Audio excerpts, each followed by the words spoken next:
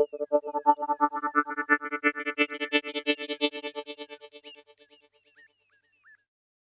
everyone, Eva here. This is the first Poehemian poetry podcast I'm doing, and I'm pleased to have Heather Ann Schmidt as our first interviewee. She's a professor, a talented poet, musician, and an overall wonderful person from Waterford, Michigan. Thank you for taking the time to speak with me today. How are you? I'm doing very well. How are you? I'm pretty good. I'm very glad that you're here talking with us today. Tell me something about yourself.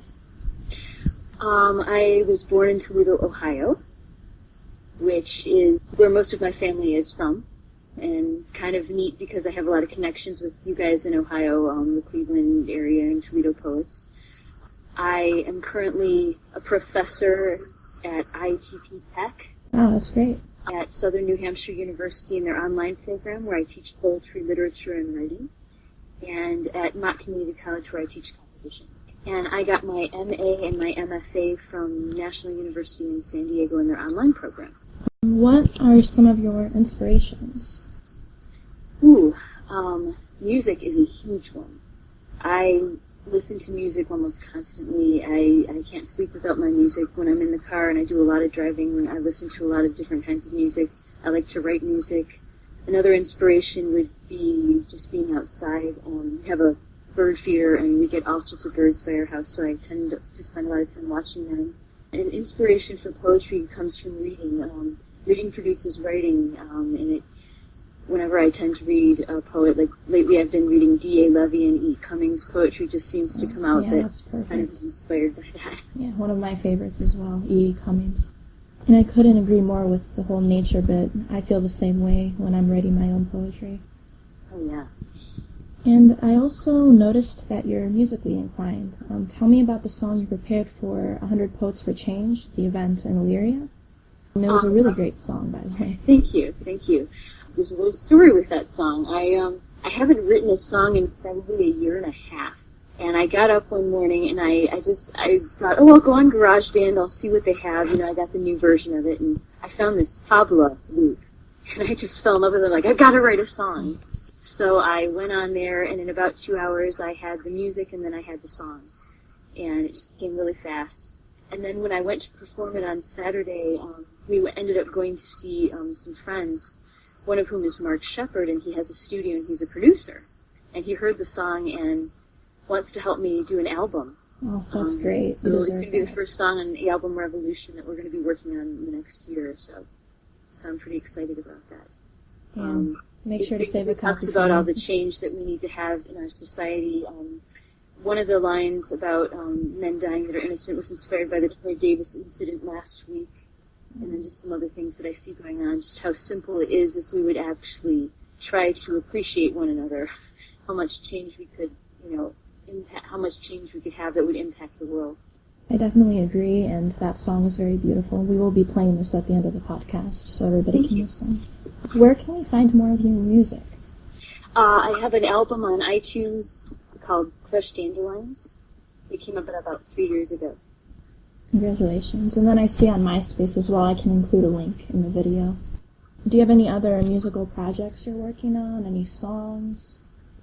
Right now I'm working on the song Revolution, which is the title for the album, kind of in the middle of it, and then I'm redoing some other stuff that I want to do, and then I'm actually going to do my first cover ever of A Case of You from Joni Mitchell for the album, which is really different for me because I don't usually do covers that often.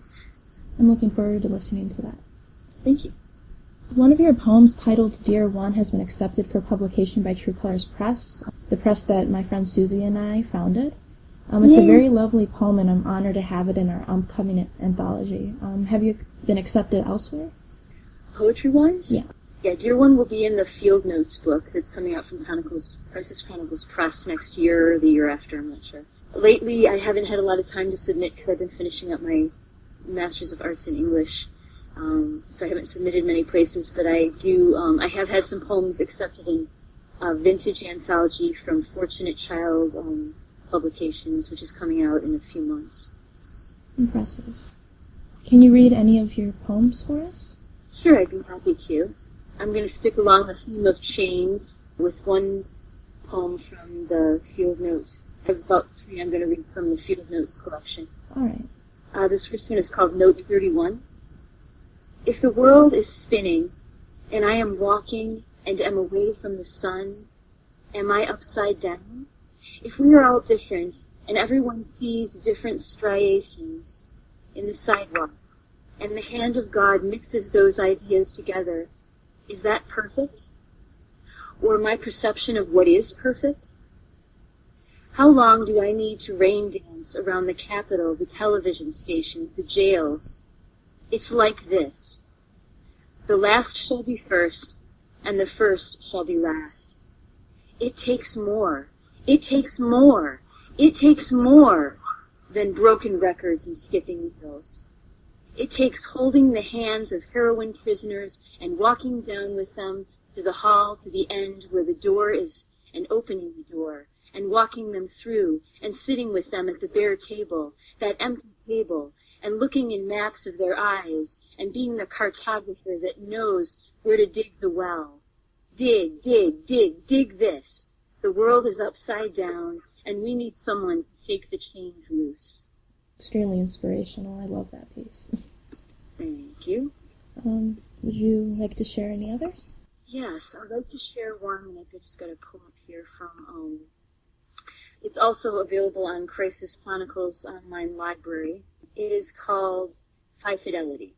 It's kind of a long one, so. Oh, that's fine. It's one of my favorites. And it's also in the Field Notes collection. Rain pouring from the porch. Background, the time my parents keep on the living room floor with their feet. Shuffling Dave Brubeck on record player. And the evening is gold that pours in through the shutters. Light that makes me rub my eyes because it is 7:30 and at 3 years old, humming jazz means it is time for me to take a bath, dress in a cotton nightgown, and go to sleep, with the light of the hallway coming through the crack at the bottom of my bedroom door. And this humming becomes the sound outside of my screened window, the sounds of cicadas, the sound of cars a block away from Wilson Avenue.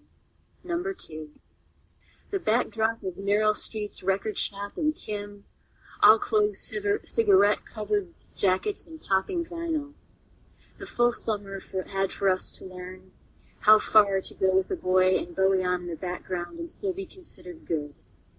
How to buy a pack of Dunhills at the party store without getting carded.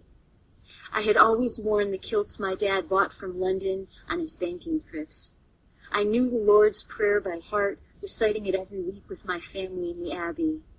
But something cracked inside me that summer, and I wanted to listen to something other than the Nancy Wilson albums with my dad.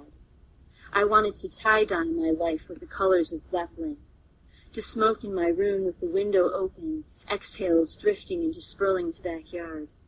Number 3. Young Street crashed against us, the honeymooners, on our way to Donatello's, the restaurant the bellman suggested that was off of an unknown side street in Toronto. And as we walk, I can feel the music pass over my skin with the wet April air, and I cover my shoulder with one hand and hold the rose you gave me with the other.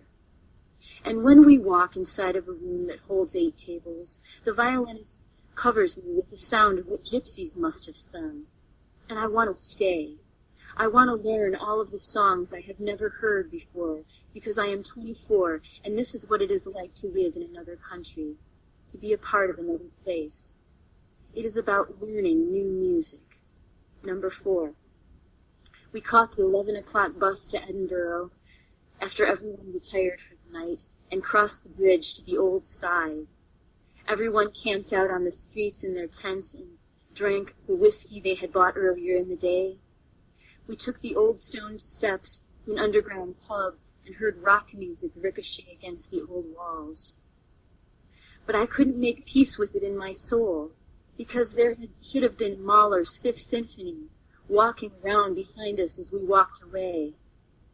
It should have hid behind the entryways of restaurants when we looked back to see if it was following us, because it shouldn't be something we completely heard.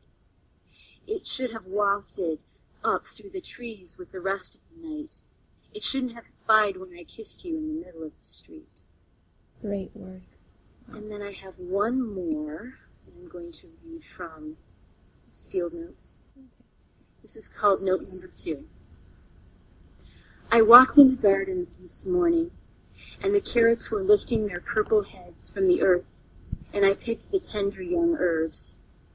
When I left, my hands had the scent of sweet basil and tomato leaves, just like this paper I write to you on. There was a hummingbird in the garage, too, and he stayed even through the door, even though the door was wide open. If he stopped, I could have covered him with the palm of my hand. I looked into his black eyes. I wanted to collect these notes from my day because you are so far away. Many pages. There are so many pages. Can you hear the music? Can you hear the sound of my footsteps in the garden? I know you are here because we are connected by this paper, these words. If I could sing them, I would, so you could hear the rising and falling of my voice.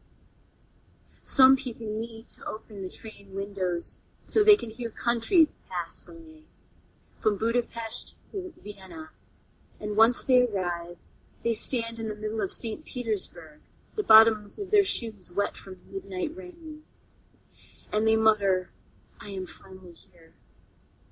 Some people need to stand on the top of a hill, goldenrod and milkweed at their ankles. They are children again when they stand in the same place they did at 10.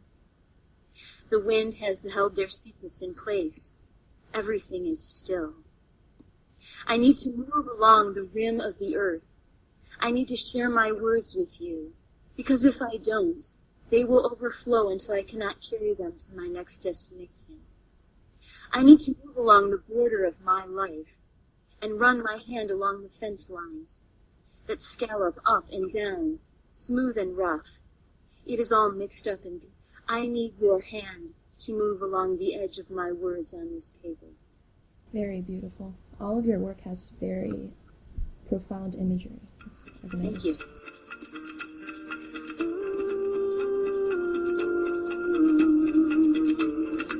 So many people walk on by, they don't see pain in others' eyes. Has no one ever heard the word compassion? We need to be the hands, the feet, put love back onto the street. We need to see the good and not the bad. Change is good. Change is good. We need to step forward now. And there are angels filled with pain who swim inside the darkest rain. Their veins are empty of the heroin. And what about the men who died, all because someone had to lie about a crime that no one's even sure of?